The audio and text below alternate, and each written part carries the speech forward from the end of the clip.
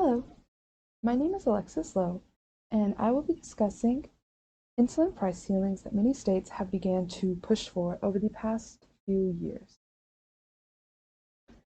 The motivations I have behind choosing this topic include the overall price of insulin and the fact that it has risen with little to no control over the last 2 decades. The impact it has had on lives is unexplainable. Just last year, a 27-year-old from Virginia named Josh Wilkerson passed away after he was forced to begin rationing his insulin because of the price and his insurance complications.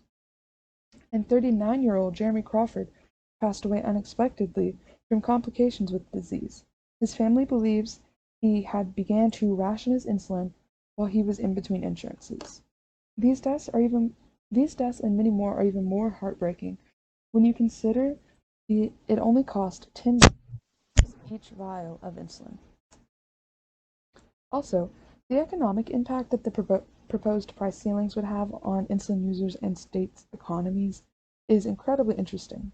The fact that a government response has taken so long to be evoked seems irresponsible until you begin to put it within the context of economic theories and the unintended impacts it could have upon insulin users and economies combined. And finally, the location of this article, which discusses Tennessee, is my home state. Learning that a bill like the one discussed in the article was so incredibly close to being passed and impacting Tennessee was eye-opening. I also did not realize the severity of the issue behind insulin's costs until I read this article. The cost of insulin has been skyrocketing for the last 2 decades. From 2002 to 2013, the cost doubled, and then from 2012 to 2016 it tripled, which can be shown on the graph to the right. Because of these price rises, some diabetics were paying nearly $1,200 a month on insulin, which is almost $14,000 a year spent solely on medicine. While some Tennesseans were able to receive help through having insurance, 6.7% of all Tennesseans aren't insured, which equates to 450,000 people. So before I begin discussion on what the price ceiling insulin would look like, I'd like to just explain exactly what is a price ceiling.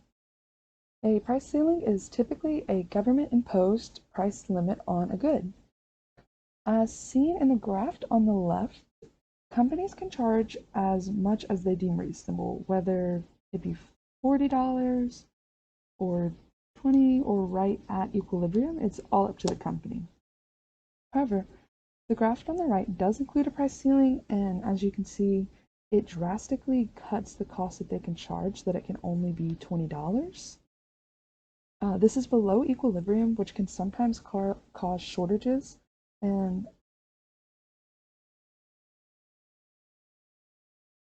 Tennessee State Representative Jason Hodges wanted to do something to combat the soaring price of insulin. It has become a symbol of the federal government's failure to regulate prescription drug costs. He began preparing to file a bill in early 2020. The bill forbid any pharmacy in Tennessee from charging more than $100 for a 30-day supply. However, as he prepared to file the bill in March, he began to experience serious opposition from Eli Lilly and Company. Eli Lilly is one of only 3 drug companies that make insulin for U.S. diabetics. Lilly proposed an amendment that would cap insulin prices at $100, but only for those with insurance, even though many who are struggling to pay for insulin are uninsured. Hodges rejected the amendment, but was told from lobbyists that Eli Lilly would combat the bill. Hodges was able to get enough support for his bill at the first hearing, but decided to pull the bill in June when colleagues who had supported him informed him that they would no longer be voting for the bill. Here's an example of what the proposed price ceiling would look like in Tennessee. The current price of $1,200, which would be somewhere around here on the supply line, is obviously way above what would be demanded at that price. But the companies are able to keep the price there because diabetics have no other options to treat diabetes than with insulin, and especially because there are only 3 companies in the US supplying insulin for these people. However, the demand curve would still be downward sloping in this situation because as costs rise, some people can no longer afford to buy insulin and just stop buying it, so the demand there would go away. The proposed price ceiling would drastically cut costs down to $100. And as you can see where it would lie on then the supply and demand curve, it is drastically below where equilibrium is right here. While this obviously would help insulin users, it could have some unintended effects that I will be discussing later. As earlier stated, Eli Lilly and Company has led most of the opposition in Tennessee. Pharmaceutical companies have begun to fight for copay price ceilings when bills trying to lower the cost are introduced. Lawmakers in multiple states have reported that pharmaceutical companies were neutral and even sometimes helpful when controlling insulin costs through copays were proposed. Eli Lilly even commissioned a report that explained that the best way to reduce the rising cost of insulin was through copay price ceilings. What a copay price ceiling would do is rather than putting a price ceiling on insulin overall, it would put a limit on how much insurances could force those who they insure to pay for insulin out of pocket. So they could still be paying overall $1,200 for insulin, but they would only be paying $100 each month. Their insurance would cover the rest. While this proposal would help some diabetics, it does not convey the correct message. Drug makers would still not be responsible for lowering the overall cost, and this does not help anyone that is without insurance. Also, people who utilize federal health care plans like Medicare will still have to pay high insulin prices as states can't regulate prices set by federal plans. Copay price ceilings could eventually lead to higher premium for insulin users as well. While copay price ceilings are better than no regulation, they still aren't extremely helpful. Also, while this article focuses mainly on Tennessee, it does span to other states as this is a national crisis. In the past 2 years, 36 state lawmakers have introduced bills trying to tackle the issue. As shown in the image to the right, a West Virginia lawmaker organized a trip to Canada as a sort of protest for constituents to purchase insulin, where it is drastically cheaper in Canada.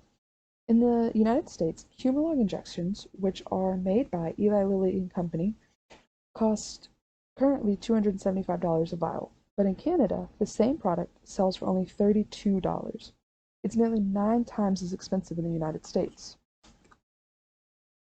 And just after this trip to Canada, the West Virginian lawmakers were able to pass a $100 copay limit. Also, in Colorado, lawmakers were able to place a copay price ceiling of $100 on insulin, but after pharmaceutical companies convinced Colorado regulators, it was applied to each brand separately. This is a loophole that is being exploited because many users of insulin need multiple brands, so they're paying $100 for each brand rather than just $100 each month. And since May of 2019, 11 states have been able to pass bills to help diabetics cope with insulin prices.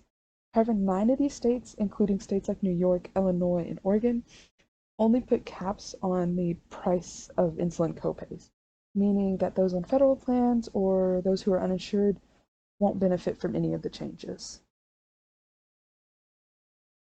Many bills, including Tennessee's, began being introduced in March of 2020. However, when the COVID-19 shutdown occurred, legislative sessions were cut short, meaning that many of these bills were unable to completely pass through. Also, it revealed issues in only placing a price ceiling on insurance copays. An incredible number of people lost their jobs during March and April, and unemployment skyrocketed. Because most Americans' health insurance is tied to their jobs, this also meant people lost health insurance coverage. Placed in context of a world with a copay price ceiling, this would have meant that not only were diabetics newly unemployed, they were also paying much more for insulin than when they began. In conclusion, while this article overall makes many great points, it does somewhat ignore economic theory. As shown on the graph to the left, the amount supplied will be drastically less than the amount that will be demanded, which could lead to a shortage as there's just all this extra room right here beneath equilibrium. However, since pharmacy companies have been able to show that they can supply the exact same product in other countries at an exponentially lower cost, I would expect the shortage to not be that dramatic.